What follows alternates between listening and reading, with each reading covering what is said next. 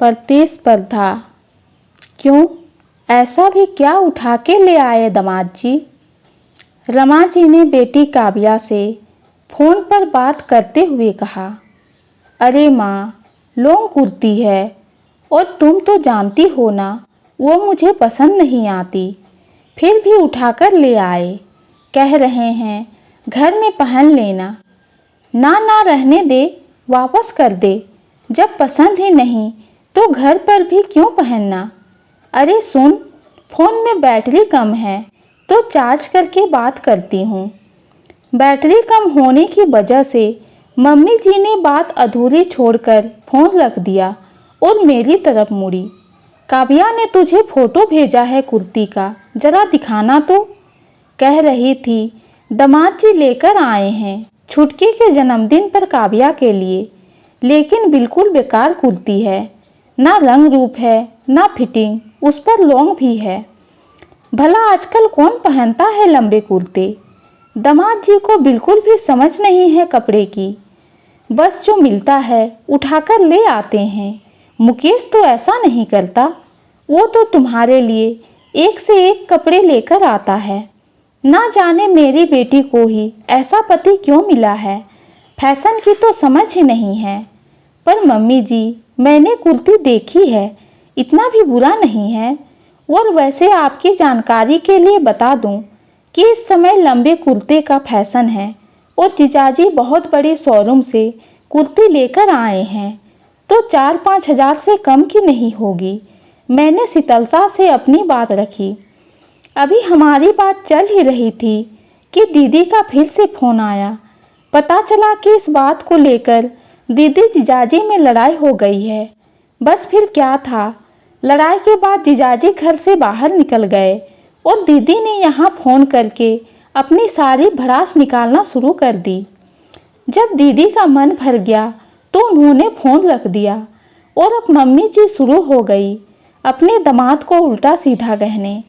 हमेशा यही तो होता है, दीदी यहाँ भड़ास निकालती है और फिर मम्मी जी हर लहजे से अपने बेटे की तारीफ करते हुए जीजाजी की कमियां मुझे गिनाते हैं और साथ ही यह भी बताती है कि मैं कितनी सुखी हूँ और दीदी कितनी दुखी। तभी मम्मी जी की आवाज़ मेरे कानों में पड़ी। हे बहू, बता, मुकेश ने कभी किया है ऐसा? अरे कोई नहीं लड़ता ऐसे जरा जरा सी बात पर, बस ये एक हमारा ही दामाद ऐसा है। नहीं मम्मी जी, मुकेश कभी नहीं लड़ते, पर मुकेश यूँ 4-4 हज़ार वाली कुर्ती भी नहीं लाते मेरे लिए। अगर लाते भी हैं तो खुद ही अपनी पसंद की लाते। हर बार जीजाजी की तरह मुकेश मुझे दुकान पर नहीं लेकर जाते, पसंद करवा कर शॉपिंग नहीं कराते, और अगर ले आते हैं तो मैं उनकी पसंद का मान रखती हूँ। तुम कहना क्या चाहती हो कि मेरी बेटी की गलती है? मम्मी जी ने मुझे घूरते हुए कहा। मम्मी जी, कह तो मैं वही रही हूँ जो आप समझ रही हैं। जितनी गलती जीजाजी की है उतनी दीदी की भी है, क्योंकि लड़ाई हमेशा दो लोगों के बीच होती है। अकेले तो जीजाजी भी लड़ नहीं सकते ना। और जब बात निकली ही है तो एक बात बताइए, आप दीदी जीजाजी के बीच की हर बात में हम पति पत्नी को क्यों ले आती हैं? अगर जीजाजी मुकेश जैसे नहीं हैं तो दीदी भी तो मेरी जैसी नहीं है ना। लेकिन आप हर बार यही साबित करती हैं मुकेश मुझे ज़्यादा खुश रखते हैं और जीजाजी दीदी को खुश नहीं रखते। पिछले दिनों दीदी ने अपनी पसंद का डायमंड सेट लिया था, क्या मुझे मिला डायमंड सेट? दीदी हर महीने पिक्चर देखने जाती है, लेकिन मैं पिछले 4 साल से नहीं गई हूँ। तब तो आपने यह नहीं कहा कि जीजाजी दीदी को खुश रखते हैं। दीदी हर हफ्ते होटल में खाना खाने जाती है, जबकि हम केवल किसी के बर्थडे या एनिवर्सरी पर। दीदी हर महीने पार्लर में जाकर मेकओवर करवाती है, लेकिन मैं तो आईब्रो के लिए भी तरस जाती हूँ, क्योंकि पीछे से बच्चों को कौन संभालेगा। लेकिन दीदी की सास उनके बच्चों को संभाल लेती हैं। मम्मी जी, मैं आपको अपनी परेशानियाँ और दीदी की खुशियाँ नहीं गिनवा रही हूँ। मैं सिर्फ यह कहना चाहती हूँ कि सुख और दुख सबके अपने अपने होते हैं, सबकी अपनी परेशानियां और समस्या होती है, लेकिन कौन किस तरीके से डील करता है, कौन ढिढोरा पीटता है और कौन चुपचाप एडजस्ट कर लेता है, बात सिर्फ इतनी सी है। मैं जिस अवस्था में हूँ बहुत खुश हूँ। अच्छा लगता है जब मुकेश अपनी पसंद की ड्रेस लेकर आते हैं। अच्छा लगता है जब मैं 500 की ड्रेस में भी खुश हो जाती हूँ।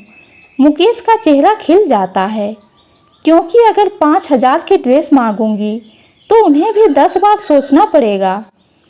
यूट्यूब पर 10 वीडियो देखकर उनके लिए बेस्ट रेसिपी बनाना, मुकेश का तारीफ करना, यह मुझे महंगे रेस्टोरेंट के डिनर से भी ज़्यादा खुशी देता है। गुस्सा करना उनको भी आता है, लड़ते हम भी हैं, लेकिन बात को बढ़ाकर हंगामा नहीं करते। एक कहता है तो दूसरा सुनता है। एडजस्टमेंट सभी को करना पड़ता है। मैं भी एडजस्ट कर रही हूँ और शायद मुकेश भी मेरे साथ एडजस्ट कर रहे हैं, लेकिन यह सब किसी को दिखाई नहीं देता है। दिखाई देता है तो केवल हमारे बीच की खुशियाँ। मम्मी जी, आप क्यों बार बार मेरी खुशियों से प्रतिस्पर्धा करती हैं दीदी की खुशियों की? एक बार मेरी परेशानी व समस्या से भी तो स्पर्धा करके देखिए, तब आपको एहसास होगा कि कौन कितना खुश है और कौन हर बात में खुशियों के पल ढूंढता है। मैं यह नहीं कहती कि मैं मुकेश के साथ खुश नहीं हूँ। हम दोनों साथ हैं, हम दोनों के बीच प्रेम है, एक दूसरे की इज्जत करते हैं। मेरे लिए यही सबसे बड़ी खुशी है। और हाथ जोड़कर आपसे विनती करती हूँ कि दीदी और जीजाजी का रिश्ता अलग है और हम पति पत्नी का रिश्ता अलग है। इसलिए मेहरबानी करके इस रिश्ते को तुलना के तराजू में ना तोलें और ना ही खुशियों और समस्याओं में प्रतिस्पर्धा वाली भावना रखिए, क्योंकि हम सब अलग हैं, सबकी सोच अलग है, व्यवहार अलग है, रहन सहन अलग है। ना मैं दीदी के जैसी हूँ और ना ही जीजाजी मुकेश के जैसे, इसलिए हमारा रिश्ता भी उनके जैसा नहीं हो सकता। कृपया करके इस बात को समझिए। अपनी बात कहकर मैं चुपचाप अंदर चली आई, नहीं जानती कि मम्मी जी को कुछ समझ आया भी होगा या नहीं। लेकिन तभी मम्मी जी की आवाज़ आई। वो फ़ोन पर दीदी से बात कर रही थी। काव्या, अगर दामाद जी ड्रेस लेकर आए हैं तो अच्छा ही है ना, तुझे इधर उधर शोरूम में भटकने की ज़रूरत ही नहीं पड़ी। और वैसे भी बहू कह रही थी कि आजकल लंबे कुर्ते फिर से फैशन में हो गए हैं, अब गुस्सा छोड़ दे और यही ड्रेस पहन ले। अब इमरजेंसी में तुझे कहाँ अच्छी ड्रेस मिलेगी। और यह जरा जरा सी बात पर तू लड़ाई मत किया कर, थोड़ी शांति रखना सीख। बहू को देख कैसे एडजस्ट कर लेती है, कोई बात मान ले और कोई बात मनवा ले। थोड़ा तू झुक जाया कर, थोड़ा दामाद जी झुक जाएंगे। जरा जरा सी बात पर घर में लड़ाई झगड़ा होना सही नहीं है। बढ़ते बच्चों पर इन सब बातों का असर होता है और परिवार में प्रेम, शांति, आपसी समझ, एक दूसरे के प्रति इज्जत होना बहुत ज़रूरी है, समझी। ना मना ले दामाद जी को, फिर चुटकी के जन्मदिन की तैयारी भी तो करनी है। मम्मी जी की बातें सुनकर दिल को तसल्ली मिली कि शायद प्रतिस्पर्धा की यह भावना आज खत्म हुई और साथ ही साथ दीदी को भी कुछ सीखने को मिला। उम्मीद करती हूँ कि आगे से दीदी और जीजाजी में छोटी छोटी बातों को लेकर झगड़े ना हो। ये कहानी आपको कैसी लगी कमेंट में ज़रूर बताइए। कहानी पसंद आती है तो चैनल को लाइक और सब्सक्राइब कीजिए। कहानी सुनने के लिए आपका बहुत बहुत धन्यवाद।